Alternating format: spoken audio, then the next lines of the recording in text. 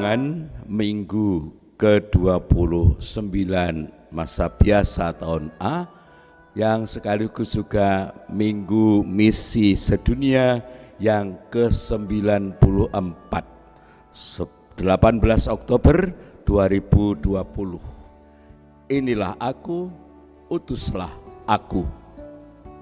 Salam sehat saudara-saudaraku terkasih, senyum selalu, berkah dalam. Anak-anakku masih kerasan toh di rumah, belajar ya yang baik di rumah. Mbah Kakung, Mbah Putri tentu makin kerasan di rumah. Karena apa? Ditunggui putra wayah yang belajar juga di rumah. Lah nek bosen, kalau jenuh ya sebentar keluar neng latar didi atau berjemur. Yang penting mari kita nikmati hidup kita tiap hari. Saudara-saudariku terkasih dalam Kristus, seperti saya katakan tadi bahwa hari ini juga Minggu Misi Sedunia yang ke-94 dengan tema inilah aku, utuslah aku. Itu jawaban Yesaya ketika Tuhan berseru kepadanya, siapakah yang akan kuutus?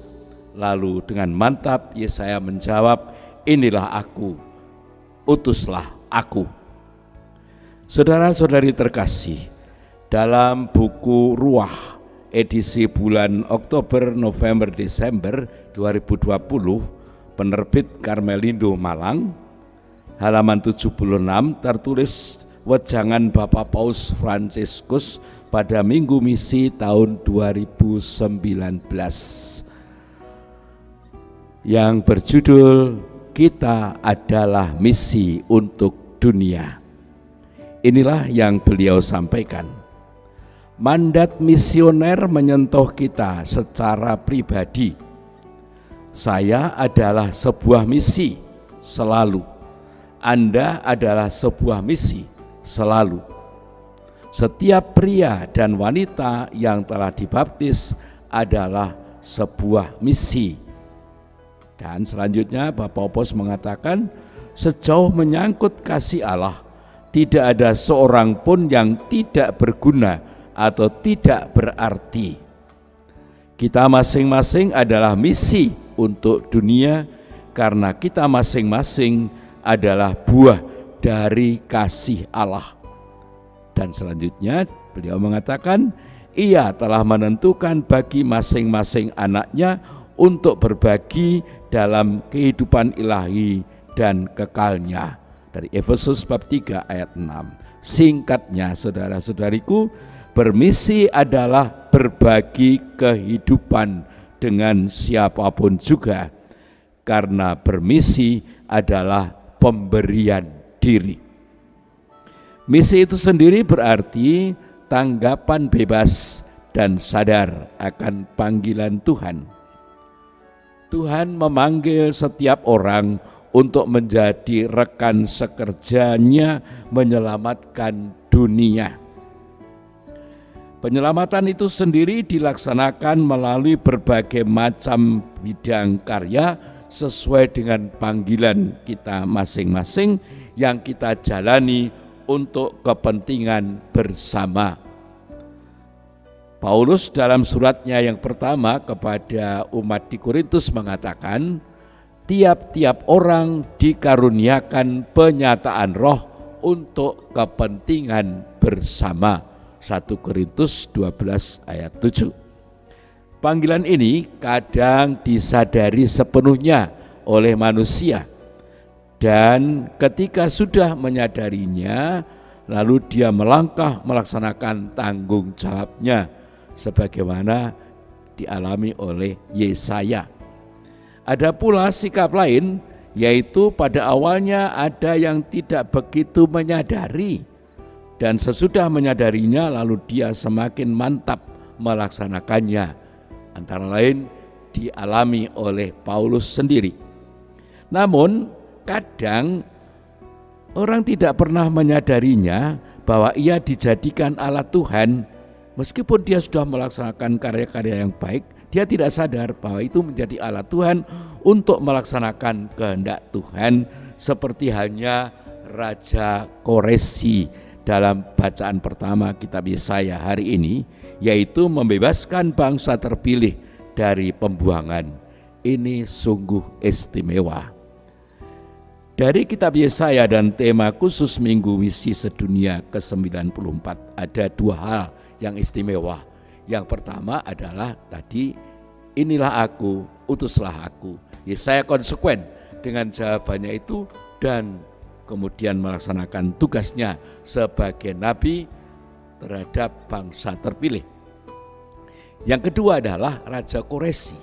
Dia tidak menyadari bahwa dia menjadi alat Tuhan, tetapi ternyata dia melaksanakan hal yang baik dan benar yang dikehendaki oleh Tuhan sendiri. Jadi Tuhan dapat memilih siapapun juga untuk menjadi alatnya, termasuk kita. Apalagi kita. Lawang Raja Koresi saja dipilih kok, apalagi kita. Perkaranya adalah apakah kita menanggapinya lalu berbuat sesuatu. Itu perkaranya, apakah kita menanggapinya dan berbuat sesuatu. Maka marilah silahkan bercermin diri untuk itu. Bagaimana dengan Injil suci hari ini? Saudara-saudari terkasih, orang-orang Farisi melalui murid-muridnya ingin menjebak Yesus dengan bertanya, bolehkah membayar pajak kepada kaisar atau tidak? Mereka memasukkan Yesus dalam sebuah dilema. Ini salah, ini salah. Kalau Yesus menjawab boleh, berarti apa? Yesus pro penjajah dan musuh bangsanya. Kalau dia mengatakan tidak boleh, berarti Yesus pemberontak, dan itu akan ngongreh-ongreh status para petinggi Yahudi yang memang dikehendaki oleh penjajah supaya menjaga keamanan dalam diri bangsanya. Inilah hal-hal yang penting menjadi penting dalam kehidupan kita, bahwa dalam bacaan Injil suci tadi maksud saya bahwa Yesus harus menghadapi dua dilema ini, tapi sungguh mengagetkan bagi para Farisi tadi, yaitu Yesus minta uang pajak dan dia mengatakan demikian, berikanlah kepada kaisar apa yang wajib kamu berikan kepada kaisar, dan kepada Allah apa yang wajib kamu berikan kepada Allah. Yesus sebetulnya mengingatkan mereka akan kewajibannya. Mereka juga harus bertanggung jawab terhadap kehidupan bersama sebagai perwujudan akan panggilannya menjadi teman sekerja Allah menyelamatkan dunia. Nah, ini sebagai catatan saja, saudara-saudariku, Yesus sendiri bersama para rasul juga bayar pajak loh. Oh ya? Tengok saja, lihat saja. Ketika Yesus ada di Kafarnaum, suatu ketika Yesus ada di Kafarnaum, lalu ada pemungut cukai yang bertanya kepada Petrus, apakah gurumu juga membayar pajak? Petrus menjawab, membayar yo, pasti kami membayar. Nah, Yesus dengar itu, dialog itu, lalu Yesus mengatakan kepada Petrus, Petrus, coba kamu ke danau, kamu mancing di sana. Dan ikan yang pertama kali kamu tangkap, bukalah mulutnya. Dan dari mulutnya itu kamu ambil, di situ ada 4 dirham. Itu berikan kepada mereka, bagiku dan bagi kamu juga. Nah, saudara-saudara sekalian, itu catatan kecil saja. Karena misi adalah tanggapan bebas dan sadar akan panggilan Tuhan, maka yang utama dan yang pertama adalah taat dan setia kepada yang memanggil, yaitu Tuhan sendiri. Dan ketaatan kepada Tuhan harus diwujudkan dalam melaksanakan karya dan kewajiban serta tanggung jawabnya sehari-hari dalam kehidupan bersama. Dan itulah juga tanggung jawab kita agar kita benar-benar 100% Katolik, 100% Indonesia, karena kita memang hidup di Indonesia. Itu suatu keharusan, tidak bisa ditawar-tawar lagi. Yesus mengingatkan kepada pemuka Yahudi, diantaranya kaum Farisi, bahwa mereka tidak boleh hanya membuat aturan dan mereka sendiri tidak melaksanakannya. Itu namanya uri atau licik. Kamu berkata bahwa kamu menyembah Allah, tetapi baktimu pada Allah juga harus terwujud dalam tanggung jawabmu sehari-hari terhadap kehidupan bersama. Jangan hanya menyuruh, tetapi ya ikut melaksanakannya. Aja mung dawuh ning yoga nindakake. Itulah maksud Bapak Paus Fransiskus kalau beliau mengatakan mandat misioner menyentuh kita secara pribadi. Saudara-saudariku terkasih, kalau kita mendengar kata misi, kadang kita membayangkan karya-karya yang hebat, spektakuler, mentereng, dan hebat-hebat. Jangan. Mari kita berpikir yang sederhana saja, karena bermisi adalah mewartakan sabda Tuhan melalui hidup dan karya sehari-hari dengan tulus dan jujur tanpa memikirkan untung rugi bagi diri sendiri. Karya misi adalah benar-benar non-profit, tidak mencari keuntungan. Sekali berpikir dan mengejar profit, saat itu juga pelayanan akan morat-marit. Apakah itu karya pendidikan, karya kesehatan, dan karya-karya lain, misi yang lainnya. Sekali lagi, apabila kita mulai berpikir dan mengejar profit, saat itu pula pelayanan akan morat-marit. Sebaliknya, semakin kita mengikuti sang misionaris agung, yaitu Yesus Kristus, yang meskipun statusnya sebagai Allah, dia tidak menyetarakan dirinya dengan Allah, melainkan mengambil rupa hamba yang taat sampai wafat. Filipi 2 ayat 6-8, yang artinya jujur dan rendah hati.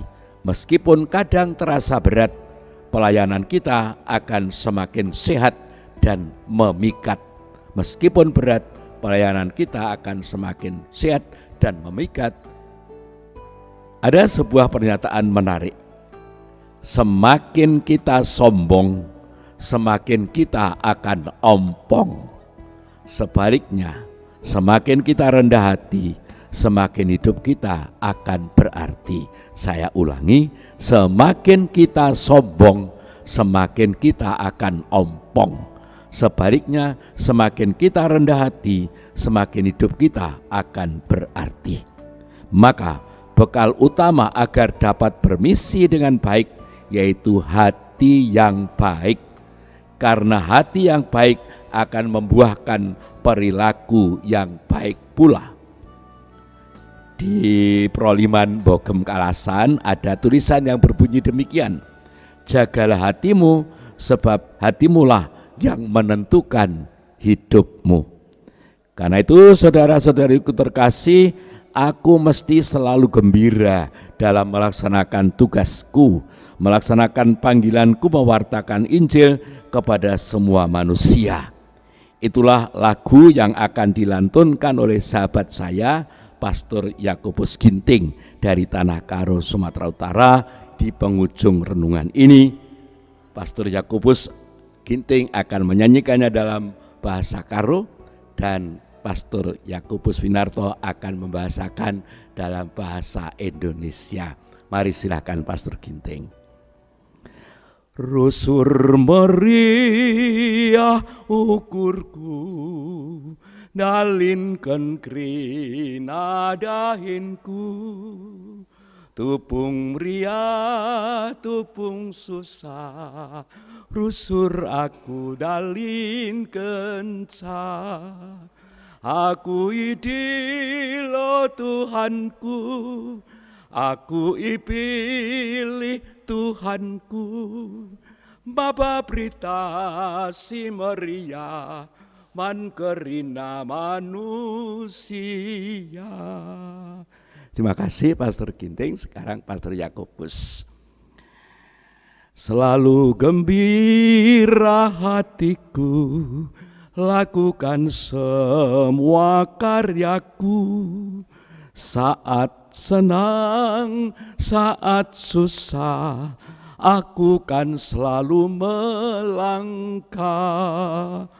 Aku dipanggil Tuhanku, aku dipilih Tuhanku, bawa kabar sukacita kepada semua manusia. Tuhan beserta kita sekarang dan selama-lamanya. Semoga kita semua diberkati oleh Allah yang Maha Kuasa, Bapa dan Putera dan Roh Kudus. Amin. Salam sehat saudara-saudaraku terkasih, senyum selalu, berkah dalam. Amin. Mayat 18 Oktober 2020, Yakobus Minarto PR, Romo Paroki Santa Maria Ratu, Mbayat.